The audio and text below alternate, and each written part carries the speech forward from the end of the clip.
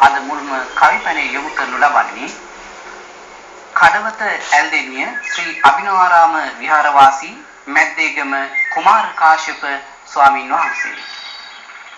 දරුවන් ආදන මුත් කරුණා ගුණ පැද වැඩි නිවෙස් ඇතිවන්නේ ඇයියෝද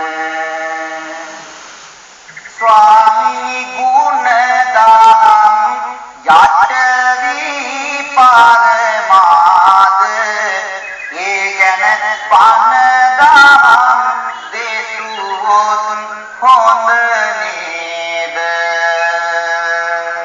මීළඟ කවිපැනය යොමු කරනු ලබන්නේ දැරණියගල පොල්ගස්වත්තේ සමන්ත මහත්මයා විසින්. ඉල්මසගෙනි උණුවක් මාස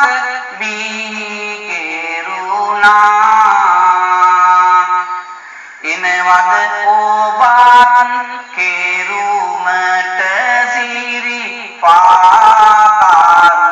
පාකරුණා සම්මනල අඩදියෙන් කවි පැන යොමු කෙරුණා අපේ ඔබ සමග තව කුමටද වරුණා.